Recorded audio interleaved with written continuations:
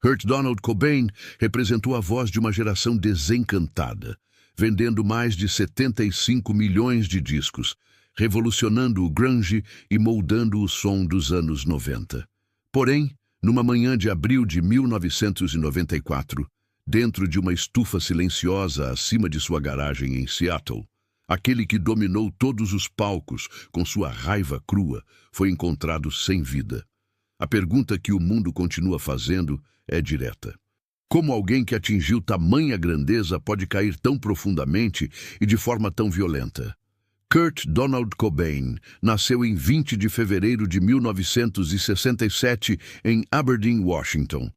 Sua infância foi construída sobre pilares de divórcio, dor e arte como escape. Seu pai, Donald Cobain, trabalhava num posto de gasolina. Sua mãe, Wendy, era garçonete. Aos 9 anos, seus pais se divorciaram. Kurt nunca se recuperou. Ele passou a viver entre parentes, sentindo-se rejeitado, invisível. Aos 14, ganhou sua primeira guitarra. Aos 16, já escrevia músicas sobre raiva, alienação e morte. Sua voz era rouca, desesperada. Ele tocava guitarra com fúria, como se estivesse tentando destruir o instrumento e a si mesmo ao mesmo tempo. Em 1987, formou o Nirvana com Krist Novoselic. O nome era irônico, um estado de paz que Kurt nunca conheceu. A banda tocava em porões, bares sujos e garagens em Seattle, absorvendo a cena underground do grunge. Então, chegou 1991. O Nirvana lançou Nevermind. Smells Like Teen Spirit explodiu como uma bomba. O álbum vendeu mais de 30 milhões de cópias, derrubando Michael Jackson do topo das paradas.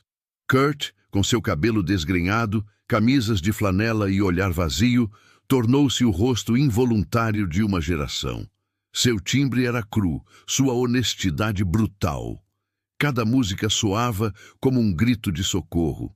No auge, Kurt Cobain não era apenas um músico, ele era um ícone relutante. Cada show, cada entrevista, cada foto dele virava manchete. Ao longo de 7 anos, o Nirvana lançou 3 álbuns de estúdio, revolucionou o rock alternativo e se tornou uma das bandas mais influentes da história. Mas o sucesso raramente vem sem sombras. A fama amplifica tudo, especialmente a dor. Em 1992, no auge absoluto de seu poder, Kurt casou-se com Courtney Love, vocalista da banda Hole. O amor deles era intenso, mas destrutivo. Eles usavam heroína juntos, brigavam publicamente. A imprensa os demonizava. Kurt já havia experimentado drogas desde a adolescência. Maconha aos 13, heroína aos 20.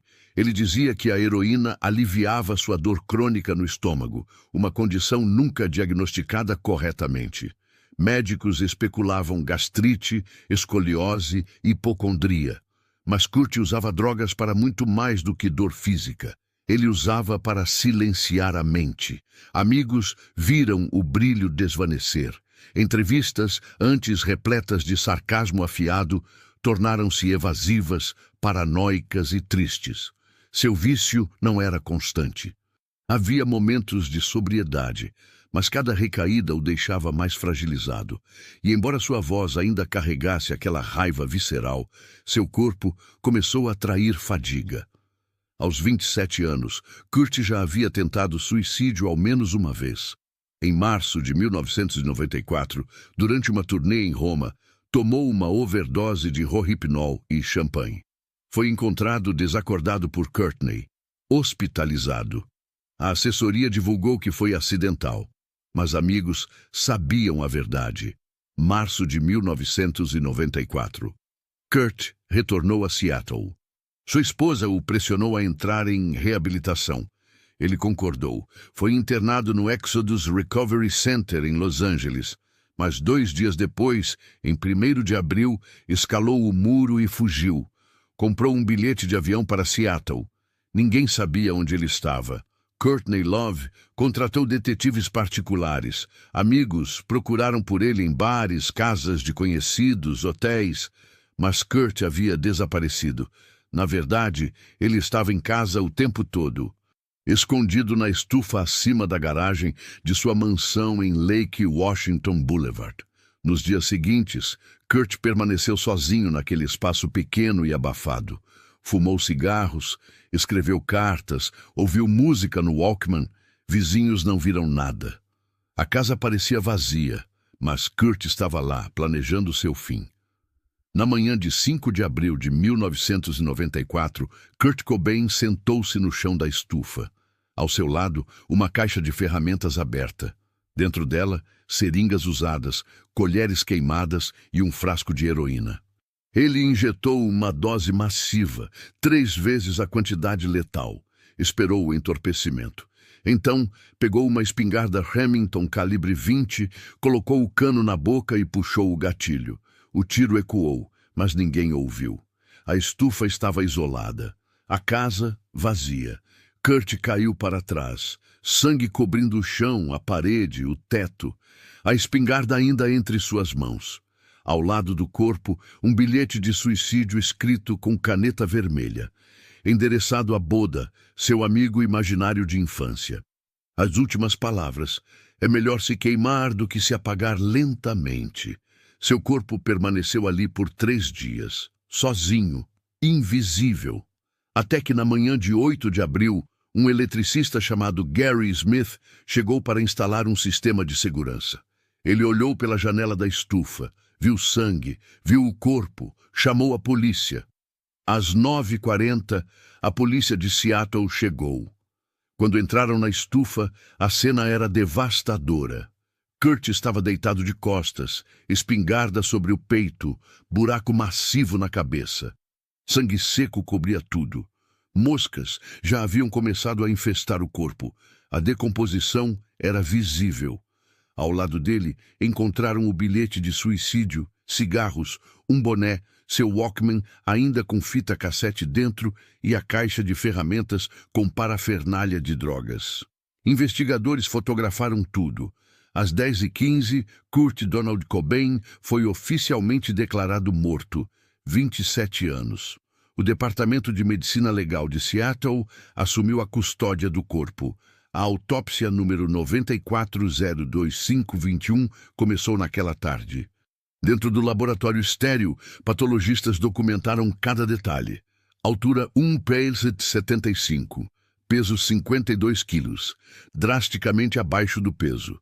Olhos azuis, agora vazios, tatuagens nos braços, marcas de agulhas frescas. O trauma craniano era catastrófico. A autópsia revelou que o projétil entrou pela boca, atravessou o cérebro e saiu pelo topo da cabeça. Fragmentos ósseos e massa cerebral estavam espalhados pela cena. A morte foi instantânea. As análises toxicológicas detectaram heroína no sangue. Muito heroína, 1,52 miligramas por litro, uma concentração letal 3 vezes superior ao suficiente para matar. Também encontraram diazepam, Valium e traços de THC. Especialistas forenses debateram como alguém com essa quantidade de heroína no sangue conseguiu operar uma espingarda. A classificação final: suicídio por ferimento de arma de fogo auto-infligido. Porém, teorias conspiratórias imediatamente surgiram. A quantidade de heroína era alta demais. A arma estava posicionada estranhamente. O bilhete parecia ter 2 caligrafias diferentes. Até hoje, algumas pessoas acreditam que Kurt foi assassinado, mas a vasta maioria dos especialistas concorda. Foi suicídio. Kurt havia tentado antes. Ele deixou um bilhete. Ele estava profundamente deprimido. A heroína não o incapacitou porque sua tolerância era altíssima após anos de uso. Quando a notícia foi divulgada, o mundo parou. MTV interrompeu a programação.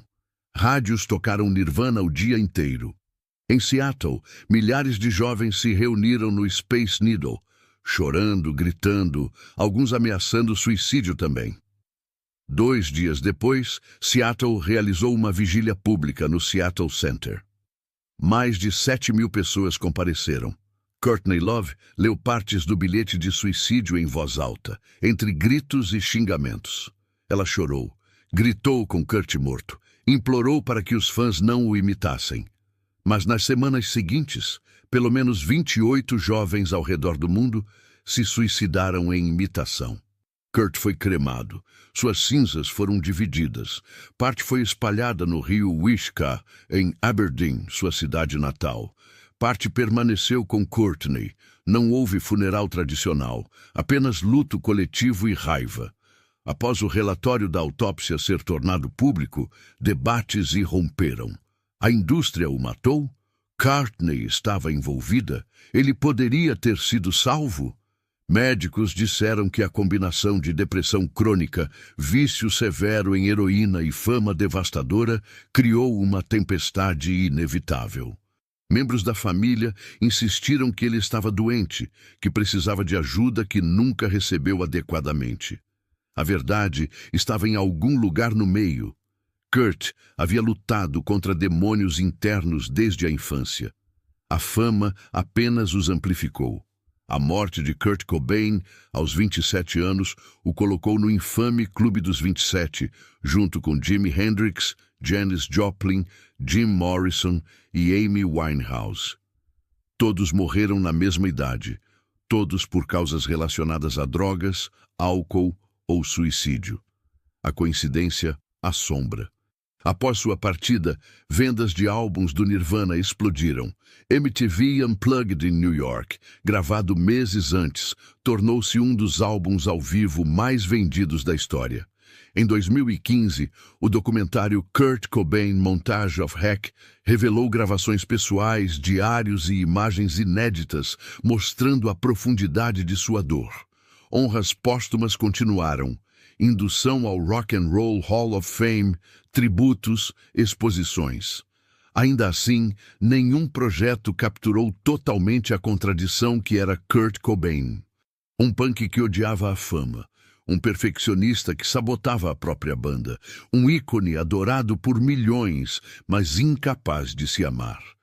Sua história tornou-se um espelho para o custo da celebridade moderna e da saúde mental negligenciada. Especialistas médicos, revisando seu caso, enfatizaram que depressão severa combinada com vício em heroína e falta de tratamento adequado era uma combinação fatal. E ainda assim, dentro dessa ciência fria, permanece algo profundamente humano.